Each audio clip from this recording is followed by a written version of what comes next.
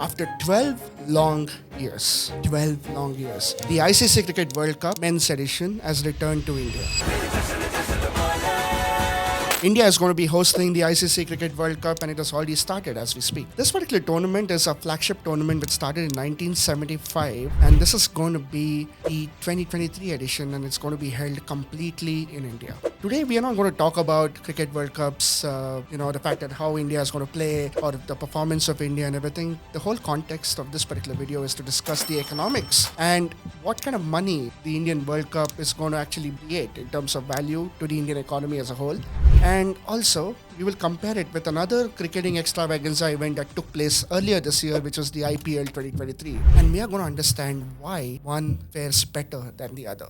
Alright, so this is Rohit Kurpad. Welcome to the Indian Millennials channel. Please hit like, subscribe, and please do comment down below and let YouTube know that you are enjoying my content so that we can create much more content for you guys. Alright, let's get to the crux of the video. India is going to be hosting the Cricket World Cup, and we will be more than happy to see Virat Kohli and Rohit Sharma's men lift the World Cup for the third time for India. The last time this happened was in the year 2011, which was a year where all the millennials flocked to the nearest bars, and also the people in Mumbai had a wonderful experience just looking at Sachin Tendulkar and MS Dhoni lift the World Cup back in 2011. Wow, that was a long time ago, wasn't it? A lot has changed since then, and in the 2020 edition, everyone is looking and really hoping and praying to God, hoping to see Virat Kohli and Rohit Sharma lift the cup.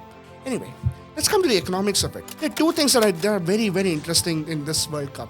The India versus Pakistan game this time around, which is going to be held at the Narendra Modi Stadium in Ahmedabad, is poised to break the world record for the most viewed televised live sports match ever. You heard me right.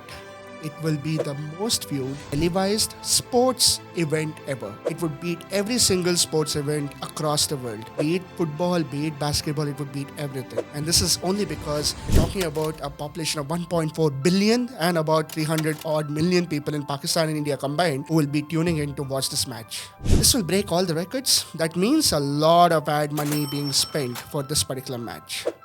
This particular event is poised to add close to 220 billion rupees. When I say 220 billion rupees, I mean it's going to be about 2,200 crore Indian rupees to the Indian economy in pure ad budgets. But I'll tell you, there's a small problem here. There's a small catch here. The World Cup is spread across a lot of matches. We are going to be seeing a lot of matches, and India is going to be playing about 9 games or maybe 8 games in the group phase. All the India matches are expected to be packed houses, and you're going to expect high viewership. But when other teams are facing off against other teams, you're not going to expect the same viewership. And that's the reason why the economics of these matches are far less than the economics of the India game. Because Indian matches are poised to make a lot more money because a lot of ads are being spent.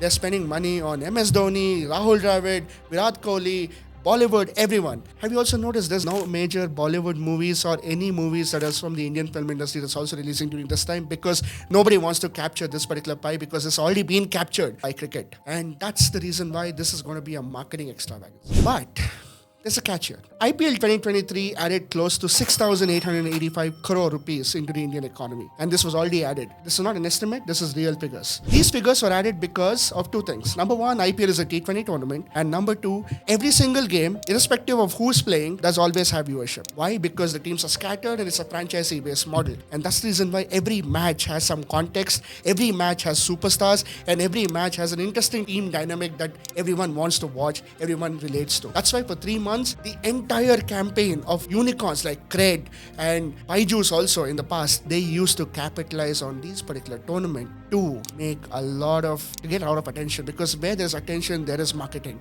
And where there's marketing, there's a lot of money, a lot of eyeballs coming in, and there's a lot of customers to be acquired. And that's the reason why IPL stands a lot taller than the Cricket World Cup of 2020. Cricket World Cup 2023 has one more downfall. It is the World Cup for the 50 over event. 50 over event for all us millennials happens to be the legacy event. We all grew up watching the 2003 World Cup when Saurav Ganguly and Rahul Dravid's men lost in the finals against Australia. We all grew up watching Rahul Dravid's men in 2007 losing in the first part of the World Cup, which was a very disappointing end to the 2007 World Cup. But we were also the generation that enjoyed the 2007 T20 World Cup, and that led to the creation of the Indian Premier League. 50-50 has a legacy stay in us. But is that what we like to consume? Not really. 50 over cricket, according to a recent study, says it's actually dying. This particular format of the game might actually be phased out to only lead to two marquee formats of the game, which is Test cricket and T20 cricket. T20 because that's where the moolah is, and Test cricket is that's where the actual sporting skill and prowess is. That being said, if you think Cricket World Cup is going to give a lot more opportunities to marketers, data and statistics say no, it does not. Yes, there are a few marquee matches like the India-Pakistan game or the India-Australia game or any match that India is playing. And if India comes to the final or the semi-final, of course it will have a lot of attention. And if India wins, also, of course, there will be a lot of attention. But when it comes to money being made, opportunities for marketers, IPL is still the bigger event because it's T20 and it's scattered among teams and there's a lot of context. Because we all want to see Virat Kohli versus Rohit Sharma.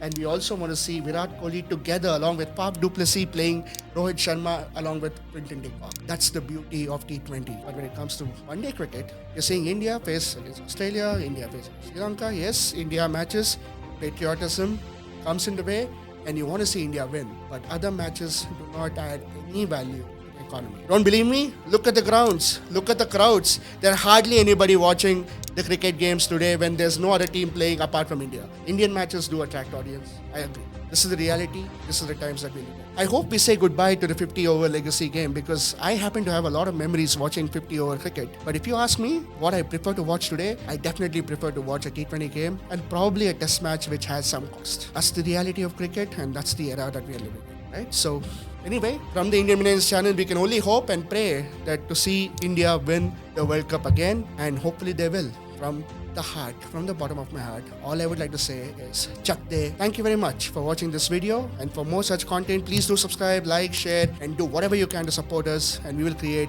a lot more interesting and enticing content for you guys. Until next time, this is Rohit Kutpat saying Namaste and